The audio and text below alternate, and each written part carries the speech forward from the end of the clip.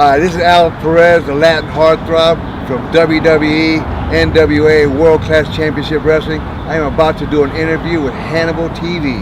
This is Hannibal from the HannibalTV.com, and today we have WWE and WCW former wrestler and World Class Championship Wrestling legend. He's worked all over the place, but he disappeared very quickly. And he was at the top of his game when he left the business. Mr. Al Perez, how are you doing? Very good, thank you, and thank you for having me. And thanks for still doing this. I know you just had your mother-in-law pass away, so... Yep, 2 days ago. Yeah, a little bit of a rough time for you, but to start this off, could you tell us a bit about your childhood? Well, I was born 1957 in Tampa, Florida, so I'm a Florida native. Went to high school, 1 year college, wrestled amateur, 7-year background, state champ, second runner-up. I did pretty good in amateur. I followed my big brother, my older brother, and when he was in high school, I was in junior high, and I just wanted to be just like him. And as time got on, I got bigger, and I was approached by the great Malenko about trying to professional wrestling, and I did. And I did it for 14 and a half years, and I was still trying to figure out what I wanted to do for a living. 14 and a half years later, I still wanted to do it, so that's what I did. So what was the actual training like by the great Malenko? He's one of the greatest heels ever. Yeah, he was the greatest. To me, he was the greatest heel. Him and Carl Gotch, they used to call him the God of Wrestling in Japan. Awesome, one of the toughest men I ever met. And it was brutal training. He taught you just not how to work, but the pros and cons and how to make it look the best you can make it. And that's what I think carried me as far up as I did, because I loved my job, I loved the sport, and I put everything into it. I couldn't go into a match half-ass. I had to go full throttle the whole time.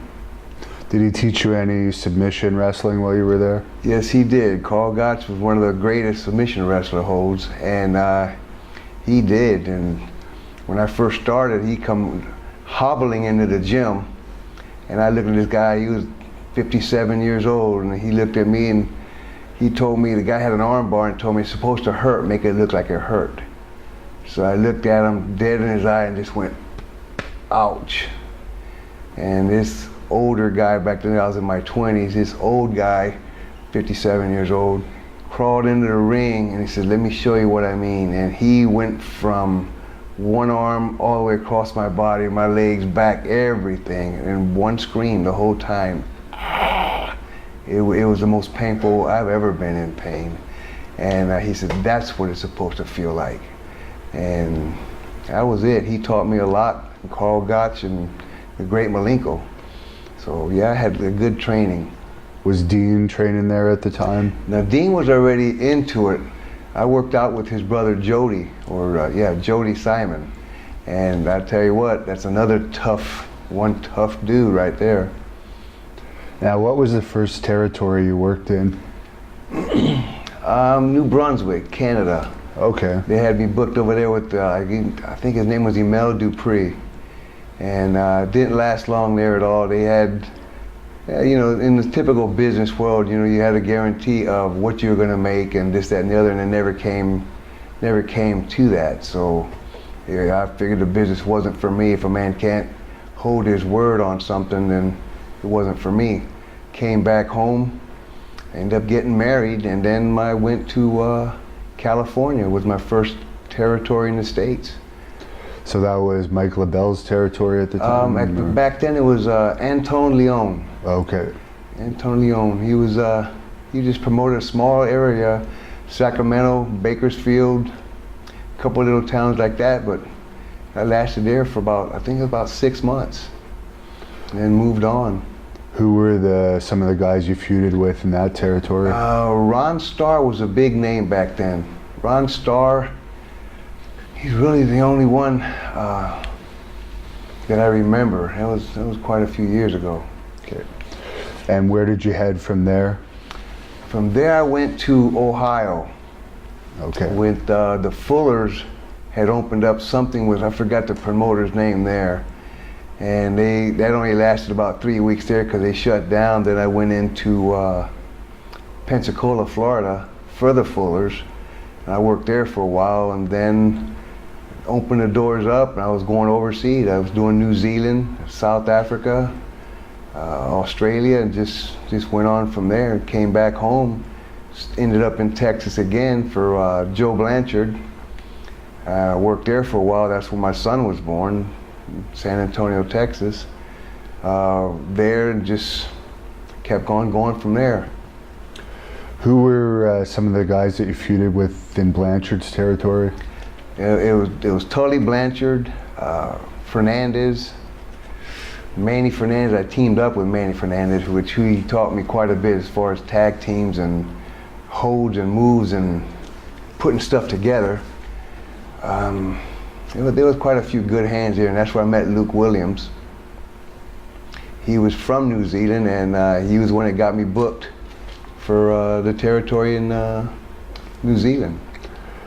At what point did you start working for World Class? Sometimes you get in a business and it doesn't click until you become your heel. Because I was a babyface my first couple of years. And when I became a heel in New Zealand, that's when it clicked and everything just made sense of how it was supposed to go. Right. And then, man, it's just like they said, a heel led the match, and they did. I did it. I led the matches, and I did what I wanted to do in that match and controlled the pace, the tempo, what was going on and everything, and I really enjoyed it. To beat up a person the way the great Malenko taught me was, if you beat up nothing, you beat nothing. If you make your opponent look like he's something, then you beat something. So I can honestly say I don't remember ever squashing anybody in the ring because I beat nothing. So I always try to make my opponents look decent or good because it made me look better. Who was the one that brought you into World Class? Gary Hart. Gary Hart brought me into World Class, and I met him in Puerto Rico. And Abdullah, I was working against Abdullah at the time, and I sent out pictures and everything, information, and Gary Hart called me and said, "You want to come work for me in World Class?" I was like, "Yes, I do." So I left home, went to World Class, and he had Bruiser Brody in the locker room in his office, and they were sitting down talking. I walked in, and he tells me, "Al, I'm gonna be your manager, and you're gonna be my world champion. Is that okay with you?" And I was like, "Yeah, it is." Now I've held a few titles before then, but I thought this was my big push, and it opened up a lot of doors, and Gary helped me out quite a bit. And I've heard that were you actually working in Puerto Rico the night Brody was killed? I was supposed to be there. Okay. I was supposed to be there, and with my family, Thanksgiving, all the holidays are big days there, and I told Jose Gonzalez that I wouldn't be there. He said, yes, you be here, you be here. I said, no, I'll be there the day after. And it just so happens I didn't show up because I wasn't going to go. I wasn't going to miss my family holiday because family to me is very important and very big. And then I got that call that night that Brody got killed, and I wasn't going to go, and I didn't go. What do you think that was all over? Because a lot of people thought that it was because Brody was stiffing him in the ring, but they were both baby faces at that time. No, Brody was a tough guy, but he was business. Jose Gonzalez, he had a little chip on his shoulder, short man complex. Well, Brody's dead. Yeah.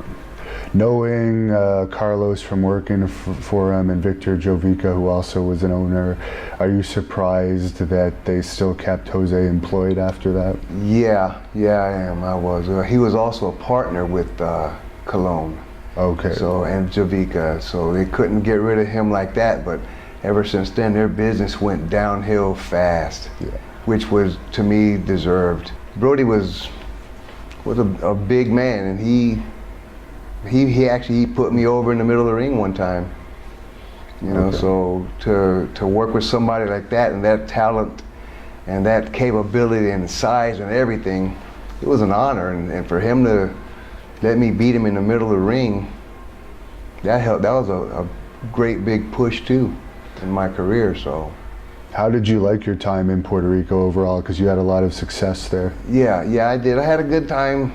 Like I enjoyed it. It was island, just what I'm used to. The weather is fantastic. The people were good. I mean, it was a completely different crowd from anywhere else I've been, you know. But as far as the wrestling ability, and it was good. I learned a lot there. You know, Ron Starr, Chicky Star was there. They brought in the Cuban assassin, Dave Sierra. They brought in a bunch of guys and they would rotate them. Abdullah the Butcher, the Wyndhams come in through there, and I worked with all of them. Dory and Terry Funk, I worked with all of them up there. I had a really good teaching when there. How did you get along with Terry Funk? Terry came into the dressing room one time, not even the dressing, in the hotel, wasted. I looked at this guy and said, man, I feel sorry for the guy he works with tonight. He looked like he was wasted. His pants were half undone. One shoe was in, one shoe was out of his pants. And I said, man, I feel sorry for the guy that has to work with him tonight. And it was me. But when he got in that ring, he was all business. You couldn't tell if he was drunk, high, or whatever. When he got in that ring, he was professional. And speaking of guys like that, did you ever notice that about the Von Erichs when you were working in World Class, that they were out of it some of the time? No, I never saw it. Especially I worked a lot of matches with Kevin and Kerry, and I never saw any of the effects of drugs or alcohol or anything on any of them. When they got in the ring, like I said, most of the time when them guys got in the ring, it was business. And Kerry and Kevin, both of them were fantastic to work with. You know, a little stiffer than what I was used to, but they were paying my paycheck, so I'll take a blow or two.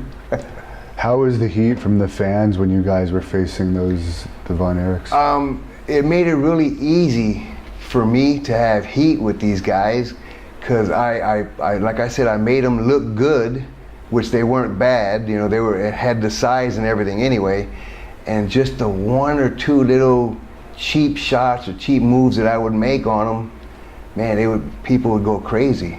And I'd build them up and bring them down, and build them up and bring them down. That's how I was taught to do. When you have talent like Kerry and Kevin in the ring, they go. It's easy to keep heat and a match going strong. Was Gary Hart advising you too about the wrestling business above just being your on-screen manager? Well, Gary Hart came and asked me if he could be my manager. I was like, yeah. When he approached me with being, you know, his champion and everything, I was like, sure. And as far as interviews and everything, I was never big on the mic. I don't think I had that type of voice that people like to hear. So Gary did a lot of my talking.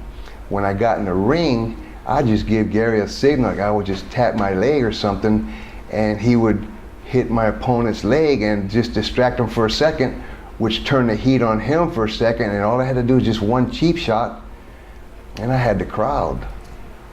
How many days were you wrestling a week in that territory? Ooh, we were going 5-6 days a week, sometimes 2 days on a week, on twice a day on Saturday.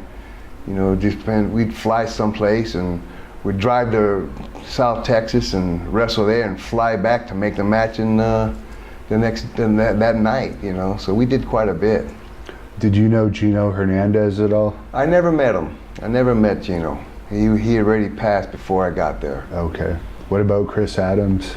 I had some great matches with Chris Adams too. He was another piece of talent. He could go. And at the time the territory was falling, and I told Gary, because Gary was still the booker at the time, Gary, whatever it takes to make this go, I'll lose. I said, I'd rather lose it to somebody who can work. And Chris Adams was that guy that I was going to drop the title to, and he said no. And then I talked to Fritz Von Erich, the father, and he said no. He says, you're my world champion. You're going to stay my world champion. You're not going to lose it to anybody until I tell you to. So I said, okay. So I kept the title, and I kept going until they said that was it. When Fritz said that's it, you know, he was closing down or selling, then I did my thing and left. I guess that's Jerry Jarrett eventually took over that territory. Yeah. Mm-hmm. Did you ever work for Bill Watts? Yes, I did.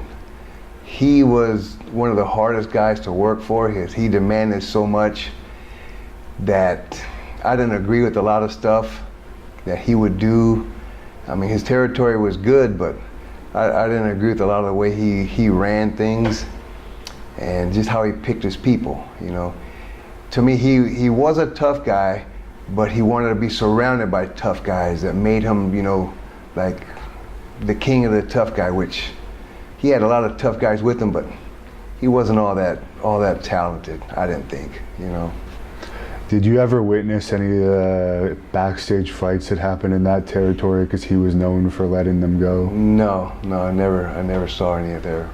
Who did you feud with when you were there? They teamed me up with Wendell Cooley. Okay. And we were basically, because Rock and Roll Express had just left when we got there, and they tried to make me and Wendell the next Rock and Roll Express, and it's just, we weren't that small to do the high flying stuff that they could do. And there was Dick Slater there I started feuding with after we split up, with Wendell and I started feuding with Dick Slater, Buzz Sawyer, Hacksaw Duggan, you know, we got a couple run-ins there with him, Jake Roberts. There was a lot of guys that were talented, but wasn't for me. That territory wasn't for me. What was Buzz Sawyer like? Because we've heard that he was a little nuts.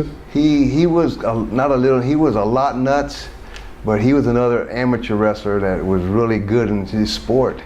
But when he got in that ring, he was all business, you know. And he was one of Bill Watts's pit bulls. You know, he tried to use him to hurt people, which he never hurt me because I knew him from school. You know, he was younger than me, but I knew him back then, and he knew who I was too, and we never had issues. Okay. At what point did you start wrestling for Crockett? When I left World Class, Gary and I went and, who was his name? I forgot this guy's name. Anyway, we went to World Class and started working out of World Class and went for the Crockett's, and Dusty was a booker. And, you know, Ric Flair was a champion, a world champion and everything. And there was a lot of, I didn't think I was gonna make it there. And man, I did. I underestimated myself, but I had the same ability that a lot of these guys did. I thought, wow, these guys are superstars. And man, I fit right in with them. And I felt confident because they were putting me over on a lot of these guys that I would look up to, you know. I never met some of these guys, you know. And when I got in that ring, it was like, they're following me, you know. And I'd call some matches, and they were right there, and they worked with me. And when it was time to do their job, they did their job for me. Nikita Koloff, hell, all of them worked with me, and they did their jobs, you know. They made me look good, and when it was time to do, I did them the same way. And that reminds me, is it true there's some story that apparently before the NWA days, they were going to bring in Flair somewhere and you refused to job to him? Is that true? That came from Flair. When I had given my notice, because they changed bookers again. And Dusty was out, and Flair was friends with the booker, and he was a world champion. And the new booker wanted to build him back up, and I was the only guy that hadn't been beaten. Was that Ole the new booker? Or? I'm not sure who okay. it was. I don't even remember. Because I know Ole was the Black Scorpion's voice. Yeah, no, so. I did the Black Scorpion once. Yeah. Okay. But I forgot his name. Anyway, he'd come up to me, and I went to the office because everybody was waiting in line to talk to the new owner and talk to the new bookers. Well, I walked in there, and he knew who I was. Oh, is this when it became WCW? Yeah. Okay. That was that change there. Because when Dusty was a booker, I had no problem. They were pushing me up. I forgot what title I held there for them, and it was me and Larry Zbyszko and Gary Hart. And everything was going well, and then between Flair and Dusty and the new booker and the old booker, and it was a bunch of junk. So then he brought somebody else in as a booker who was buddy with Flair. And I was the only guy, like I said, I hadn't been beaten because they were pushing me up, you know. And I walked in the office, it was my turn, and the new booker tells me, he says, I see something in you, but I don't know what it is. Can you do the super fly off the top rope? I said, I can do anything in that ring, but I'm not gonna copy someone else. That's Jimmy's Superfly. I'm not doing him. Well, I can't put my finger on it. I said, well, I'll tell you what. I said, I'll give you a 2-week notice. When you figure out what you're gonna do with me, then let me know. Well, next thing I know, I was booked with Flair. And I told Flair, I said, I will put you over anywhere, everywhere, anytime. And we did. I said, but I will not let you beat me at home. Because I'm coming back to Florida. Dusty's opened up the territory here again, and I'm gonna work at home. And Rick said, no problem, I understand. And we did. He beat me in all the towns up until Florida. When we came to St. Pete, and I told him in the dressing room, and he said, we'll do a double DQ. I said, okay, thank you. And the booker came up 20 minutes later and says, how do you figure my world champ beating you is gonna hurt you? I said, it's not. He said, good. I said, because he's not gonna beat me. And he told me, said, well, if you're not gonna let him beat you, then I don't need you. And I said, okay, goodbye. And that was it. I told him, I said, you won't last 6 weeks. And he lasted 4 weeks and he was done. And you don't remember who that was exactly? No, I don't remember. There's been so many that have, yeah. It wasn't anyone really famous? No. Okay. So there was no incident, so just to set the record straight, there was nothing where you ever said you were going to shoot on Ric Flair? I never said any of that. And I think in his book what he said was you were going to be the full-time Black Scorpion, but the thing was you didn't want a job to Sting or something. That came from Flair too. Yeah. That's not what happened. They asked me if I would be the Black Scorpion. I said yes. They put 2 masks on me because they didn't want anybody to know who it was. I did my job in the ring. Sting beat me. He pulled off my mask and he brought it up in the air like that, and I had another mask on and I crawled out of the ring. They didn't want to know who it was. They didn't want to bring out who it was at the time. And they said thank you, and that was it. Flair made a comment on one of his interviews that I was a dumbass because I didn't do the job. I had the spot. They brought me in there that one time for that match, and I did my job. And there's been a couple older interviews. I think there's one that I heard some audio from maybe 15 years ago where you had said you had some heat with Sting. I didn't care for Sting. We were in the dressing room one time, and this is pretty bad. You can keep this on if you want. I don't care. I'll let you know. We were in the dressing room time, and they had these fan fest in there, you know, and they had a few of the other guys in there, but Sting was in there. He's the one that really stood out. One of the other guys that would have died, passed, so I'm not going to say his name. Anyway, these kids came in a wheelchair, handicapped, you know, and they were asking for autographs, and they were in bad shape. They were in really bad shape. And Sting, oh yeah, hey, how you doing? And he signed his autograph. And as soon as, there was like 3 of them that came in there, and as soon as they left, him and a couple other people started making fun of him.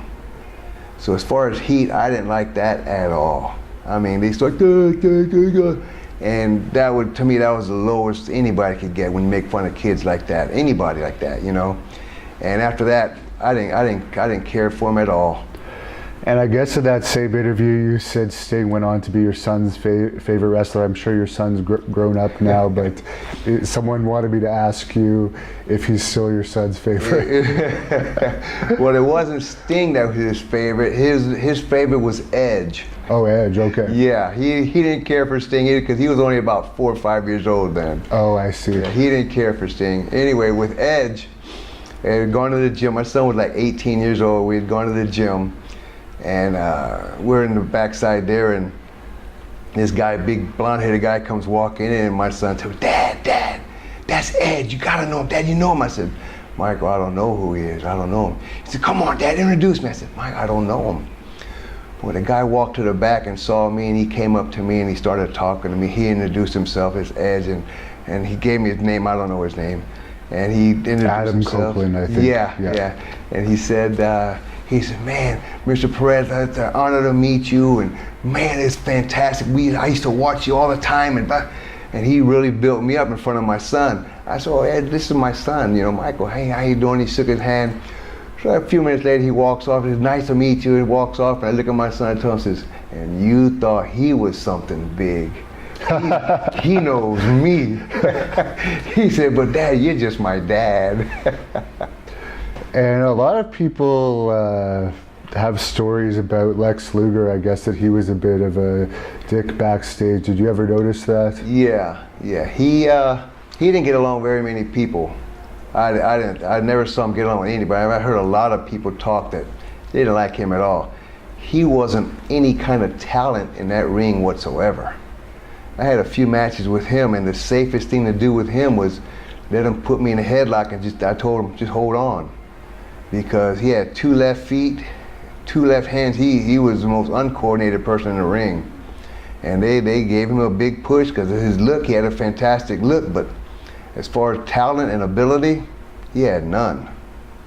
So you went to Dusty's territory after that for a short period of time. How did you get along with Dusty? I got along with Dusty well. And I was a Florida champion, and he asked me if I'd put his son over, and I had no problem. I put his son over in the middle of the ring. I had great matches with Dusty, never had any words. Do you have any stories about him that people might not know? Dusty was to me, from what I saw, he was a real family man. He traveled with his wife and his kids and everything, and he wanted better for his family than what he could do. And to me, that's what sticks out in my mind. He was awesome family man. Have you heard about this new company that's opening up now, backed by a billionaire, and his son Cody is one of the executives? I know you don't follow it. No, I haven't followed since I got out. It's the same owner as the Jacksonville Jaguars. So oh, really? Some people think it's like the football people trying to get back at McMahon for trying to restart XFL, but supposedly it's going to have huge backing. So well, I hope it does, because I'd like to be involved in something that I'd like to get back in the business. I'd never get back in the ring, but as far as teaching and stuff like that, I would do something like that for somebody else. Vince, I have nothing good to say about Vince. Well, I'll get into that now. I guess very shortly after you quit WCW, you were only in Florida a while before you got started with WWE. Who was the one that brought you in? I sent my wife. My wife sent pictures to Vince's company, and they sent the paperwork back and all the information that they wanted. My wife filled out all the paperwork for me. And she got me in there, and they said, yes, come up, we want you. So I went up to Vince. I went up to WWF, and here again I see all these big stars that I've seen on TV, because I never got to watch it. Because I was one doing them. I never watched them. So here are all these guys that I know, and some of the guys that I've heard of and stuff. I see them all in the dressing rooms. And I got along with most people, I thought, so I don't know. But it was a completely different world, But I had a few conversations with Vince, and it wasn't bad up until the end, I was there for about 6 months, 7 months. They hadn't done anything with me, and I was approached by all their agents. Oh, we got to come up with a new gimmick. Give you a gimmick. Can you shave your head? Would you shave your head? I'm like, you got enough bald guys here. Oh, can you do this? I said, I can do anything. Oh, can wear colors, wear colorful, be colorful. I said, that's not me. I said, if you want colors, there's other people that do colors. I do black and white, And like they had all kind of different ideas, but from what I always understood was, if it's not Vince that's making the decision, you're not getting anything anywhere. So right after that, Vince came up to me and said, I know you're having a hard time, because nobody knows who you are. I said, Vince, every time I get in that ring, the Latin Heartthrob where's Gary Hart, and Kerry Von Erichs going to kick your ass. Every town that I went to, those were the three things. So nobody knows who I am, but they all know who I am. Right. He said, well, the New York crowd is different. I said, okay, whatever it is. He said, when we give you a gimmick, it'll be completely different. And I told him, I said, Vince, I'm not a gimmick type guy. I said, what you see is what you get. I said, when I get in that ring, I do my business. And we went on for a while, and probably about next 2 TVs later, Patterson comes up to me and he tells me, oh, sit down, let's talk. And I guess you can call me a little bit of a hothead. They had the 8-foot table sitting up against the wall long ways, and he's sitting his back up against the wall. And I was standing on the side of the table, and he again builds it, oh, you know, it's good to have you here. It's a family business. You're going to make a lot of money, a little French Canadian. You're going to make a lot of money, and oh, we'll give you a gimmick, and oh, you'll be worldwide famous. You'll make a lot of money, and kept on and kept on and kept on. He said, and besides, here you go both ways. And when he said that, I just kicked him off the table. And he said, no, I'm talking bad guy or good guy. What do you think I meant? And I've been at hotels with everybody checking in, and he'd be in the back and somebody up front, I'm not mentioning names, he'd say 2 beds, and Pat would be hollering from the back, 1 bed will be fine. And the guy put his head down and said, 1 bed. And it just like, that was right before all of this happened. I was like, I'm out of this. And the next day, what was his reaction when you kicked the table? He was just panicked? Oh no, he just stood up like, oh no, what do you think I meant? I was talking bad guy or good guy. Right. You know, everybody knows he was married to Louis, a guy, you know, so it wasn't strange. And when he told me that, it's like I said, maybe I'm a little bit of a hothead, but I didn't appreciate that at all. And that was the end of the conversation. The next day at TV, that's when the Ultimate Warrior was their world champion. And Vince came up to me and said, Al, we're looking for somebody to make our world champion look good. I said, me? He said, you'd be perfect. I said, yesterday I was a piece of shit. Today I'm good enough to make your world champion look good? He said, yeah. I said, you got the wrong guy. And that was it. I walked out. So that was it, you know. Did you get along with the Warrior? Because I guess he was in world class too. Yeah, I did. I met him in Texas when he was a nobody and nothing. He was a super nice guy.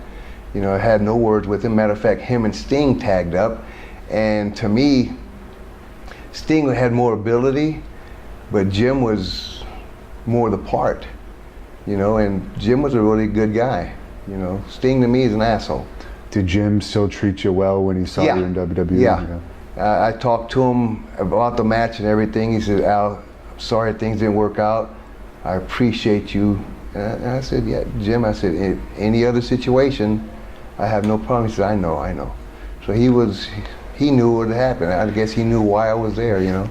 Did you have any contact with Hulk Hogan when you were back there? No, never had contact with him. And what about Bret Hart? I know he wrestled him, I think. Yeah, I wrestled. I worked with him a few times, and he was good in talent. There was nothing wrong with him. He was very able to do, and he did. He was an athlete. Did you work with Randy Savage ever? No, I didn't. No. I never worked with Randy. Did you see him backstage at all and talk to him? Yeah, I talked to him. I knew Randy from a couple other territories that we'd crossed paths on, and super nice guy. And as a matter of fact, I traveled with Randy a few times, and from what I always heard was Randy didn't travel with anybody. Right, because Randy he was very paranoid. by himself. Yeah, and I made a few road trips with Randy, so like I said, I never had any problems with any of them. And what do you think your best match was? I'm gonna have to say Matt Bourne. Matt Bourne? Maniac Matt Bourne. We had a match, it was 45 minutes long. Gary Hart was in my corner, and Tony Bourne, Matt's dad, was in his corner. And at the end of the 45 minutes, he had me pinned 1, 2, and time ran out. And people went crazy. Gary Hart and Tony went together and said another 15 minutes. So we'd go at it again, all the way through, boom, boom, and we'd go head to toe. I mean, just like all the way, all the time, Matt and I. And again at the end, 1, 2, and the time would lapse out again. Ding, ding, ding. And the fans started screaming, bullshit, bullshit. So Gary and Tony got together and gave us another 15 minutes, and we did the same thing again. And at the end of it, we had a standing ovation. That, to me, that was my best match ever. A lot of people say Matt had like a crazy side to him and he was known as a real tough guy. He was. When we locked up, the first 5 minutes of every match that we had, it looked like a fight. It really did look like a fight, but pushing and shoving and everything we did, and basically I pretty much called it because that made Matt happy. And he would go. But there was a few times when Matt got tired and he'd quit. He'd say, I'm done, just pin me. And I'd hold him up and I'd say, nope, we're going. And I'd let him catch his breath and we'd go and we finished the match. But he was another piece of talent there. He was good. Did you ever see him when he played the Doink character? Yeah, I did. I ran into him a couple of times, some autograph sessions and stuff like that. And we talked, and he'd say the same thing. He said the best match he ever had was mine, him and I. And I guess after WWE, you went to the Global Wrestling Federation? Yeah. Mm-hmm. Any memories of that company? Not really. I didn't stay there very long either. And then I was just like hit and run. I never stayed in any territory after that. I did Japan and all for a few times, and just wasn't, I was almost done. I was almost done in my career. Who did you work for in Japan? Baba, Giant Baba. And that was another thing. I met him in Puerto Rico because him and Abdullah were really good friends because Abdullah worked Japan a lot. So I'd work there and everything, and Giant Baba wanted me to go to Japan, and I did. I worked for him quite a few times. I think it was like 5 or 6 times, and I was pretty much done. I was tired of it. Then I had blown out my elbow and had problems with it, and that's what took me out. 14 and a half years later, one little incident on my arm, and I was done. Because I guess after that you went to work for UPS? Yes. I've been there 25 years next month. 25 years, so, and that's the first company that I ever worked at that had benefits. That was my first real job. I'm still there. I just changed over from the morning shift to the night shift. And I wish I'd have done that 20 years ago too. Wow. Any secrets on how to keep a good physique? Because you always have one of the best physiques in wrestling. Wow, I appreciate it. I was never much for dieting, but I would be able to burn off the calories that I put in. I still go to the gym 4 or 5 days a week, and I do a little bit of cardio and I work out. I don't go heavy. I can't go heavy because of all my injuries. I've had 12 surgeries putting me back together. And basically, whatever you intake, you got to burn it out when you're done. And I would do my cardio at the end of my workout. I'd do the cardio at the beginning to warm up and all, and get my workouts in and go. I'm going to ask you a couple fan questions now. One fan was asking, I know you're not a small guy at all, but he's asking, what's the best advice you would give for a smaller wrestler? Wow. It depends on how far he wants to go in the business. If he's talking about going into business, agility. If you can fly, jump up around, and make your small stuff look big, you'll go far in the business, because there's a lot of big guys that can move, but there's also a lot of big guys that can't move. And you got these small guys, they're called flyers. You get these high flyers like the Rock and Roll Express. If you can do their stuff like that, you can go far in this business, because a lot of people like showmanship. Do you have any advice on being a heel? To be a heel, you got to be able to leader. You got to be a leader, and you got to love it. Because I've been in that ring sometimes as a heel, and I'll go so far in it that in one of the islands, Trinidad, I was wrestling their champ, and I get into my matches. To be a heel, you got to make your baby face look strong and keep him strong, because that's the only way you're going to get out of that ring alive. And I used to keep my baby face as strong as I could to keep him alive, because at the end of the match, we were Trinidad. Before I knew it, that place was rough. They didn't have ringside because it was dangerous. And during my match, there was nobody sitting down in the stands anymore. They were all ringside. And the guy that I was beating or wrestling with, he covered me up, he protected me and got me back to the dressing room, because we were surrounded. So if you're gonna be a heel, you gotta go, because it's not an easy, but it is so much fun. It is a blast when you have people. My son used to say, people boo you, Dad. People do boo you. I was wrestling against Nikita Koloff in Miami in the 80s. We're still having problems with Russia, and they're booing me and cheering a Russian. And I tell my son, and I tell a lot of the guys, I did my job well. Someone's asking if you have any good stories from WWE TV tapings. Some of the stories I have, I can't really talk about. We used to pull ribs on people, cut the toes off of socks and hang clothes up outside when it's freezing outside. They wake up in the morning, the flagpole has their pants and shirts and everything frozen out there, but I didn't do too much, I didn't think. Another guy's asking, do you have any good road stories? Well, a few times we'd get some rookies and stuff and send them to different towns and tell them, oh yeah, we need you over here on April 1st over here, and the young guys would drive over there and they'd go to the building, there was no one there, and they'd call up and ask what happened. It was like, is it today? And April Fool's Day. So we did a few of those tricks, but I didn't do anything bad, I didn't think.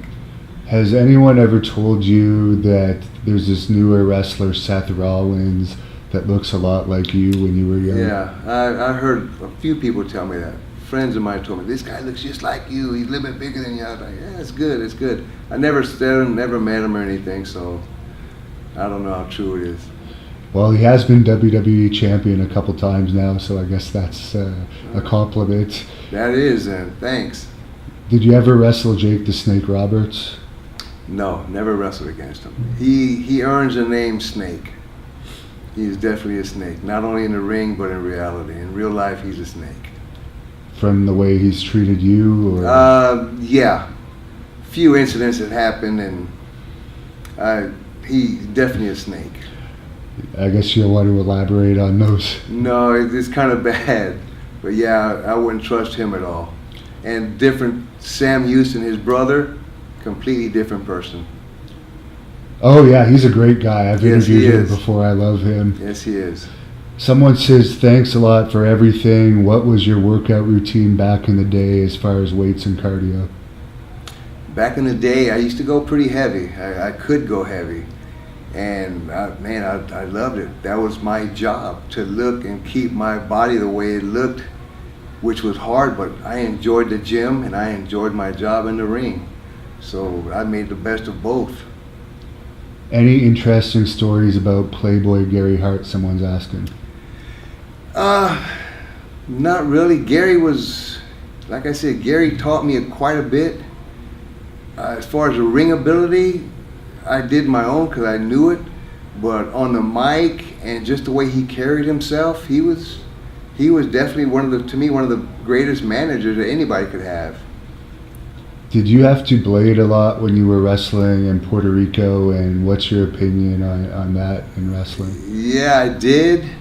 I didn't like it. I didn't believe in it, but I had to do a few of those, and well, pretty much in every territory that I went, they always expected a little bit, and I would do a little bit here and there, but sometimes I have to better hit me again because I'm not ready. So I did when I had to do it, but.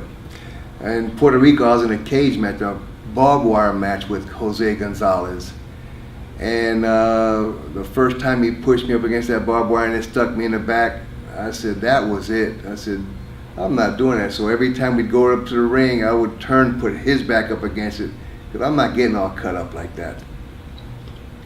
What would you consider your top career moment was and your worst career moment?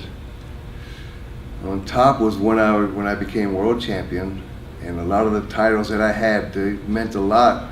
I said I didn't believe in it because I know they were given to me. Because in that sport, I don't care how tough you are, how much background you have, there's always somebody bigger, stronger, and tougher.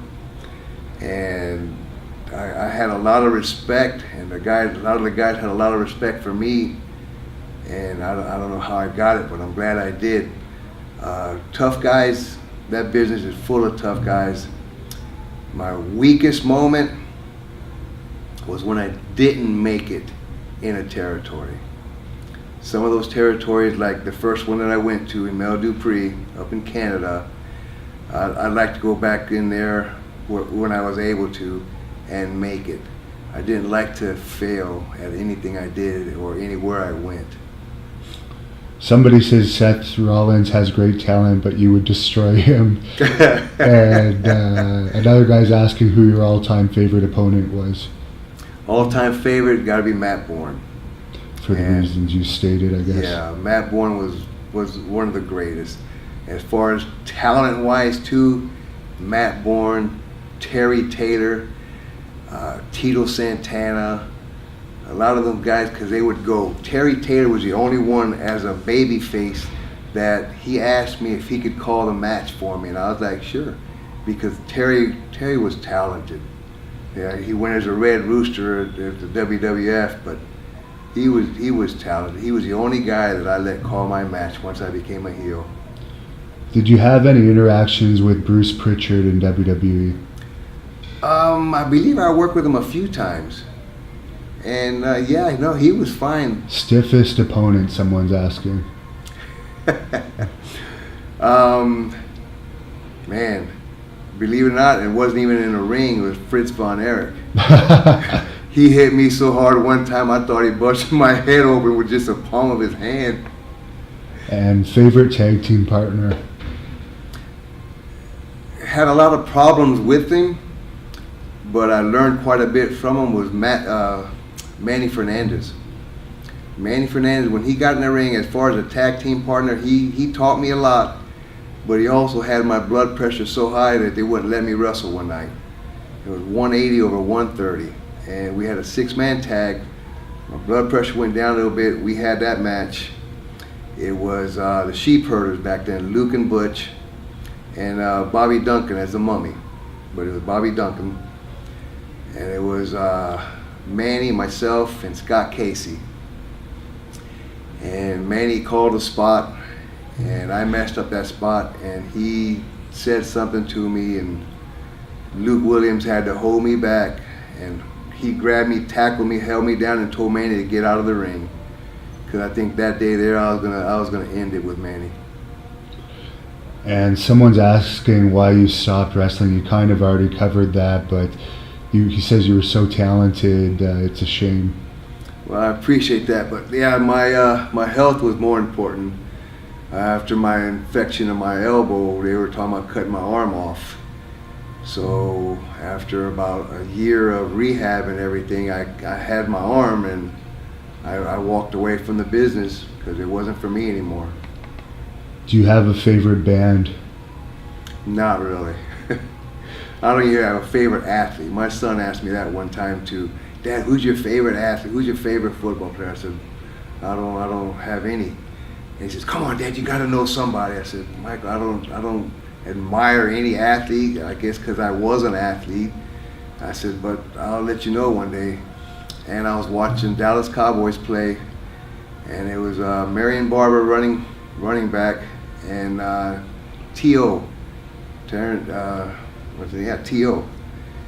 And Marion Barber broke through the line and was taken off down the sideline, and he was gone.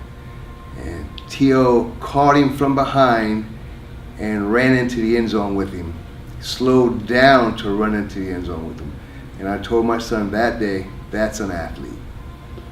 Did you ever wrestle in Springfield, Missouri at the Shrine Mosque? Yeah, I'm not sure if I did. I probably, if NWA or WWF covered it, I did. Do you have any Vince McMahon stories? I'd rather not really get into those, but no, not really. One time in the dressing room, he came out. I've been there maybe a couple months, and for TV, he had all three crews together. And he came in there bragging one day, so he come in there and says, "Guys, we need to pick it up a little bit. I only made $376 million this year, and I gotta buy some more trucks." And a lot of the other guys started saying, fucking asshole and stuff, and I agreed with that. So he was, good story about him. He took it from a sport to showbiz, and a lot of the guys made a lot more money than what we did as far as athletes.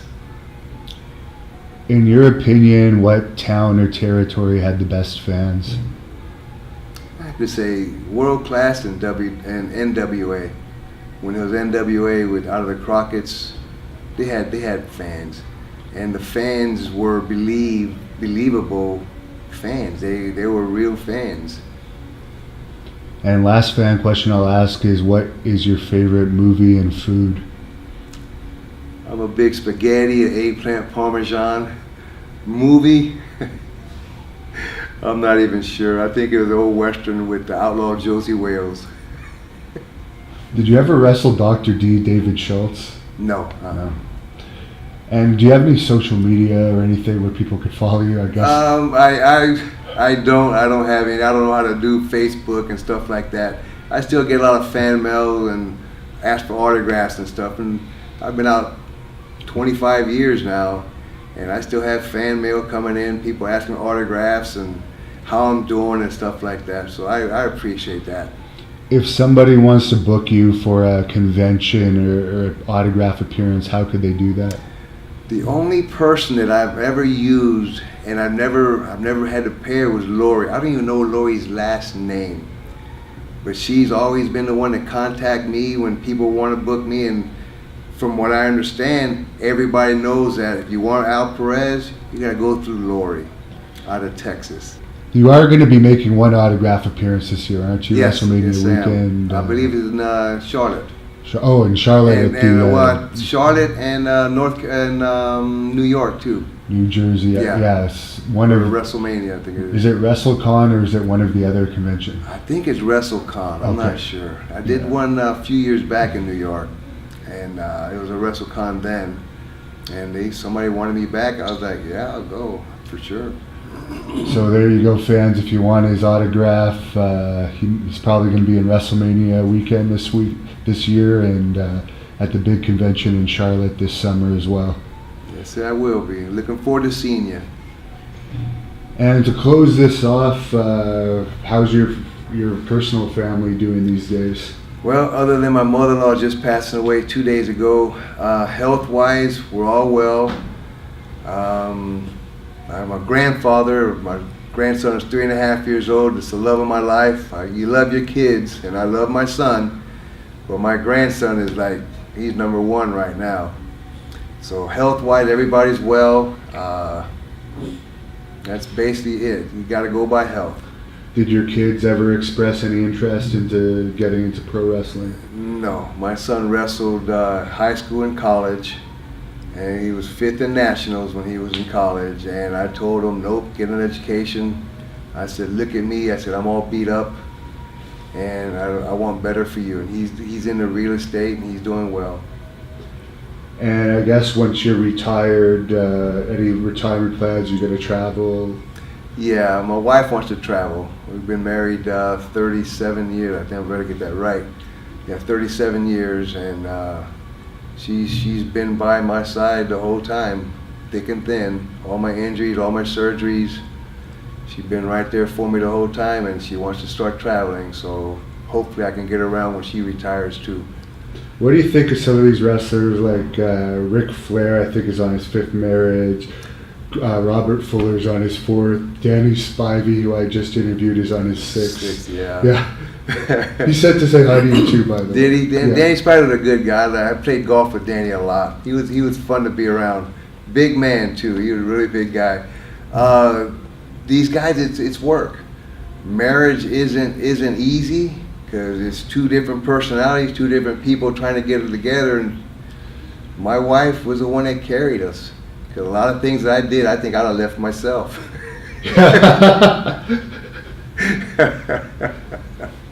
And you don't follow the wrestling business at all? No, not anymore. I guess right now there's a lot of companies opening up, but ratings are actually down and attendance is down. But revenue streams are still good, but it's not, doesn't have the same mainstream interest as it used to. Right. Well, I think the pros and cons with Vince took it from sport to a showbiz, from athletes to showbiz. It's not believable when you know it's showbiz. It's a movie, you're watching a movie. So to me, he brought his business up. At the same time, he's killing everybody else's business, including his own. The revenue might be there because of television, right? They're watching a show. You know, and on a show, unless you can keep these people believing in what it is, it's gonna fall. It's gotta fall. Any predictions on how the XFL is going to do this time? I hope it does well. Not wishing any bad on Vince or anything. I'm not that type of guy, but competition is going to make his business better. But it also gives a lot of the other guys, the new guys coming up, a territory to work and to learn. This isn't a business that you can just get into it and do it. Because every day in that business, you're going to learn something, you're going to feel something different, you're going to aches and pains, and the drive. I know a few people who are trying to get into it now, and their heart is in it, but they don't know what they're getting into. And another territory will help the people, help the boys learn how to work. Because from what I understand, the talent isn't there anymore. They have big guys and small guys, they all got the same body style and everything, and they all do the same thing. What made me different than most people was I would go watch the first couple of matches and see what body part they were working, and I would work it completely different than what they did. And that's what made me stand out to me. That's what made me stand out in it, because I wanted to be that different guy. And I think I was. And do you have anything to say to the fans out there to close this off?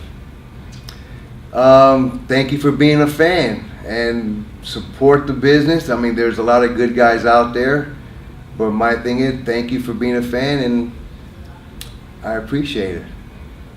Well, thanks for doing this interview, and I'm sure a lot of the fans out there are going to be happy to hear that you're doing well and you're still looking great. Well, I appreciate that, and thanks for being, once again, thanks for being a fan.